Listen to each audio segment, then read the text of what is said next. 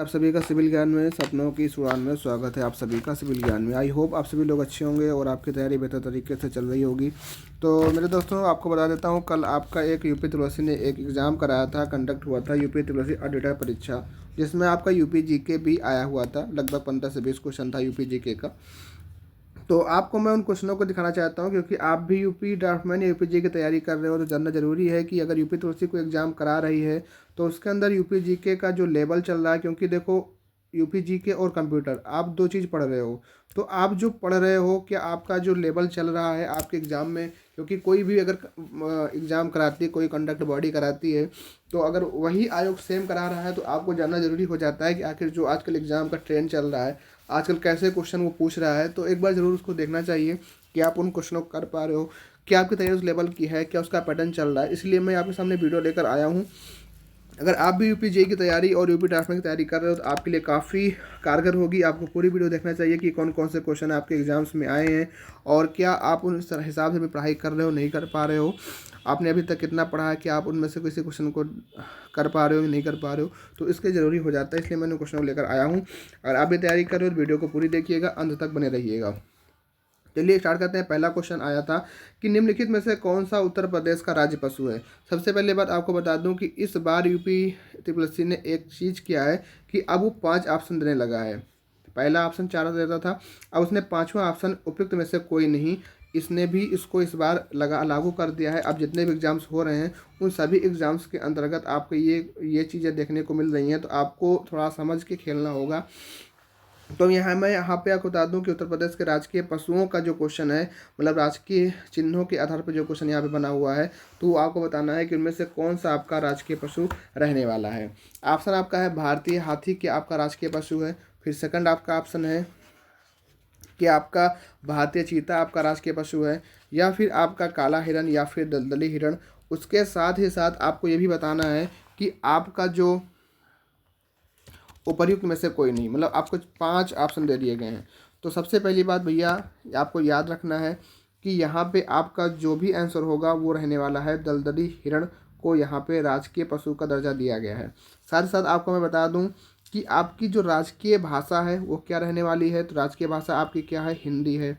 अगर आपसे पूछे राजकीय भाषा द्वितीय कौन सी है, तो उर्दू है। पहली राजकीय भाषा हिंदी है और जो द्वितीय है वह कौन सी है, आपकी उर्दू भी राजकीय भाषा में आती है।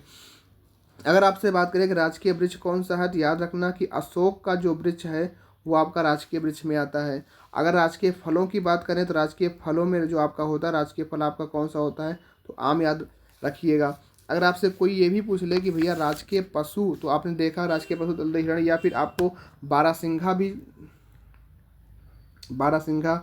भी ठीक है ये कहा जाता है। फिर आपका राजकीय पक्षी अगर बात करें तो सारस अथवा क्रौंच जो आपका है वो आपका राजकीय पक्षी हो जाता है। अगर राजकीय खेलों की बात करें तो क्या हो जाता है, राजकीय खेल आपका हॉकी हो जाता है।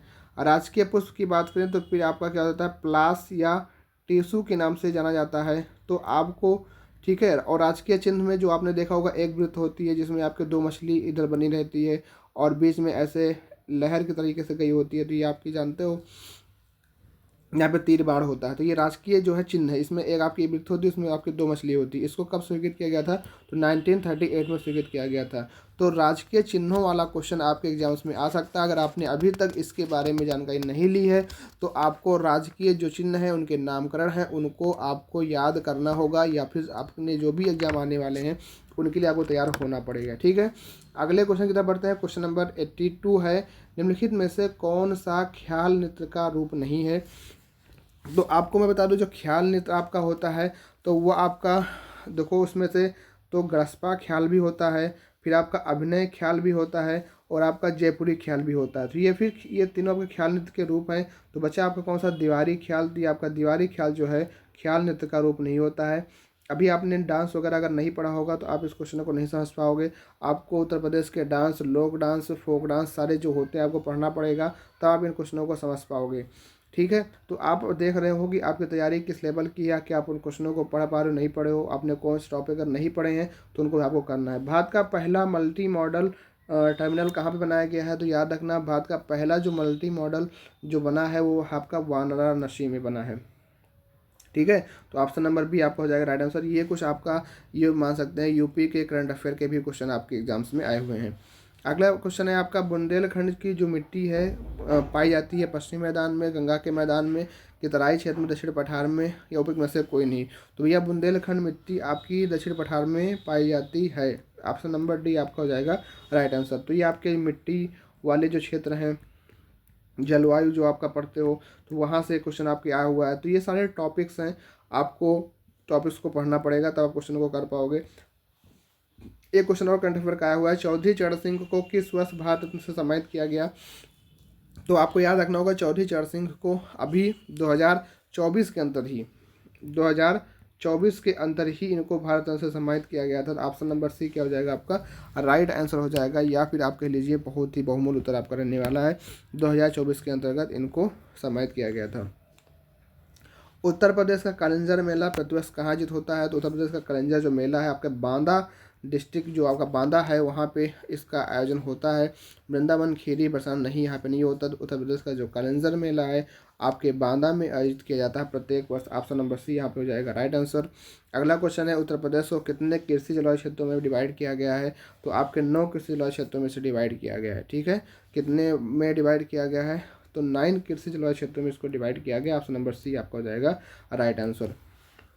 उत्तर प्रदेश की जलवायु कैसी है, तो आप ये देख रहे हो जितने क्वेश्चन आपके आए हैं ज़्यादा कोई टफ क्वेश्चन नहीं है, जितने भी आपके टॉपिक्स हैं उन्हीं टॉपिक से संबंधित सारे क्वेश्चन हैं। तो उत्तर प्रदेश जलवायु कैसी है, आपकी उष्णकटिबंधीय मानसूनी जलवायु है। ऑप्शन नंबर डी आपका हो जाएगा यहाँ पे राइट आंसर। अगला क्वेश्चन आपका है, ये क्वेश्चन तो भाई अलग है। हाँ, निम्नलिखित में से उत्तर प्रदेश का कौन सा डांस है जो मानसून के आगमन से पहले किया जाता है। भैया कौन सा डांस है उत्तर प्रदेश का, तो ये भी देखो डांस से जो फोक डांस होता है आप लोग पढ़ते हो, वहाँ से 2 क्वेश्चन आपके एग्जाम में बने हैं। पहला क्वेश्चन आपने अभी एक देखा था कि कौन सा ख्याल नृत्य है जो नहीं है, तो वह क्वेश्चन था। दूसरा क्वेश्चन आपका है कि कौन सा जो डांस है वो मानसून के आगमन से पहले किया जाता है। तो आपका भैया कजरी जो होता है वो मानसून के आगमन से पहले किया जाता है। तो इस भी आपको ध्यान रखना, सी ऑप्शन हो जाएगा आपका राइट आंसर।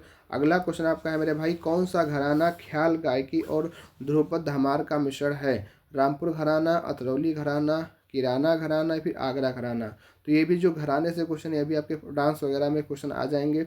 तो अगर हम बात करें ख्याल गायकी और ध्रुपद धमार का जो मिश्रण हुआ कि आपके आगरा घराने में देखने को मिलता है। तो जो आपका आगरा घराना है वो आपका ख्याल और गायकी ध्रुपद धमार का मिश्रण रहने वाला है। डी आपका हो जाएगा यहाँ पे राइट आंसर। अगला क्वेश्चन है, श्री राधेश्याम खेमका को किस क्षेत्र में उनके योगदान के लिए पद्म विभूषण 2022 सम्मानित किया गया। तो राधेश्याम खेमका जो थे उनके साहित्य और शिक्षा के योगदान के लिए पद्म विभूषण से उनको सन 2022 में सम्मानित किया गया था। तो ऑप्शन नंबर बी क्या हो जाएगा आपका राइट आंसर रहने वाला है। तो करंट अफेयर के भी 2 से 3 क्वेश्चन आपको देखने को मिले। वर्ष 2058 में दिल्ली डिवीज़न को उत्तर पश्चिमी क्षेत्र से अलग कर दिया गया। ठीक है, 1858 में दिल्ली डिवीज़न को उत्तर पश्चिमी क्षेत्र से अलग कर दिया गया और उत्तर प्रदेश की राजधानी आगरा से कहाँ लाई गई, तो आगरा से लाई गई थी इलाहाबाद। कहाँ लाई गई थी, आगरा से इलाहाबाद। 1858 में जो राजधानी है वो कहाँ से लाई गई, आगरा से। आपके जो है आगरा से आपकी राजधानी कहाँ पे आई थी, प्रयागराज, या फिर आप कह लीजिए वर्तमान में जो आपका पहले आपका जो इलाहाबाद है उसी को प्रयागराज नाम दिया गया है। तो ये इस तरीके से होती है। तो अगर मैं आपको बताऊं जो प्रदेश की राजधानी है 1836 से लेकर के 1858 तक, 1836 से लेकर के 1858 तक जो राजधानी थी आपकी वो आगरा थी। और फिर उसके बाद 1858 से लेकर के 1921 तक आपकी राजधानी कौन सी रही, प्रयागराज, जो कि वर्तमान में आपका जो है इलाहाबाद, जिसे हम लोग वर्तमान में प्रयागराज कहते हैं। तो 1858 से 21 तक रही। अगर मैं बात करूं आपकी जो उसके बाद 1921 से लेकर के 1935 तक आंशिक रूप से राजधानी किसको बनाया गया, लखनऊ को बनाया गया। और 1935 के बाद आज तक पूर्णकालिक राजधानी जो बन गई है पूरी तरीके से, वो आपका कौन सा बन गया है, लखनऊ ही बन गई है। तो इस तरीके से राजधानी का स्थानांतरण हुआ था। तो आप अगर ये कहोगे कि उत्तर प्रदेश का जो संक्षिप्त अवलोकन है या उत्तर प्रदेश के बारे में जो बेसिक जानकारी है वहाँ से आपके 2-3 क्वेश्चन मिल गए हैं, तो आपको बेसिक जानकारी भी पूरे अच्छे से पढ़नी पड़ेगी। इस बात को आपको जहन में अपने रखना पड़ेगा।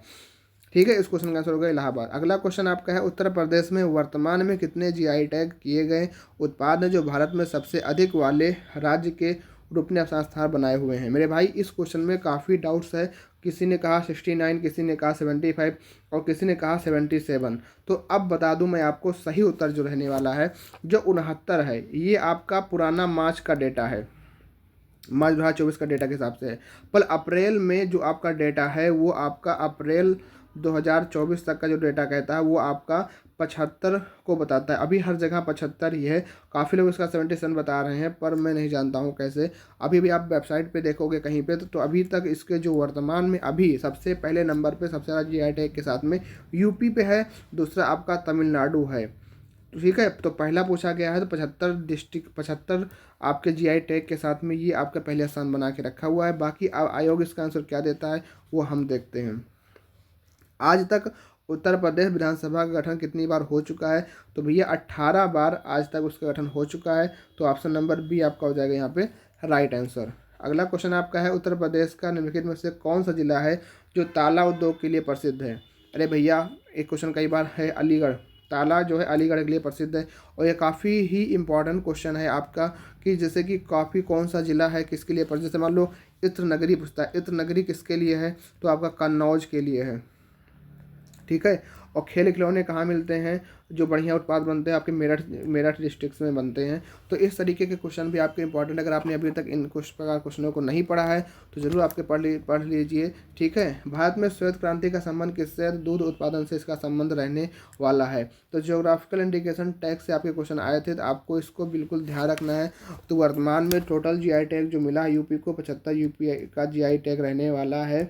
ठीक है मेरे भाई, इसको आपको ध्यान रखना है। तो आपने देखा इन क्वेश्चनों को, लगभग 15 से 20 क्वेश्चन जो आपके थे आपके एग्जाम्स में सारे यूपी के क्वेश्चन में आए हुए हैं। तो ज़्यादा कोई टफ ज़्यादा क्वेश्चन नहीं है, 2-3 क्वेश्चन आपके करंट अफेयर के हैं। तो आप जैसे भी अपनी तैयारी कर रहे हो तो आपको यूपी GK पढ़ने के लिए मैं आपको बता दूं कि आप परीक्षा वाणी की बुक्स ले सकते हो अगर यूपी GK नहीं समझ में आ रहा है। और हमारे हमारे टेलीग्राम चैनल पर जुड़ करके भी आप भी अपनी तैयारी को बेहतर कर सकते हो। डिस्क्रिप्शन में दिए गए टेलीग्राम, आप जिस भी एग्जाम की तैयारी कर रहे हो उस टेलीग्राम में जुड़ करके अपनी तैयारी को आगे बढ़ा सकते हो। आज की वीडियो में बस इतना ही। बाकी हम इसमें जो कंप्यूटर के क्वेश्चन आए हैं उनको भी हम लोग लेकर आएंगे। तो इस वीडियोस को आपको पूरी देखनी है, आपको समझ में आ गया होगा आपकी तैयारी किस लेवल पे, आपको भी कितना और पढ़ना है। तो इस वीडियो में यहाँ तक ही, मिलते हैं फिर बाद में नेक्स्ट वीडियो में। तब तक के लिए थैंक यू, जय हिंद, जय भारत।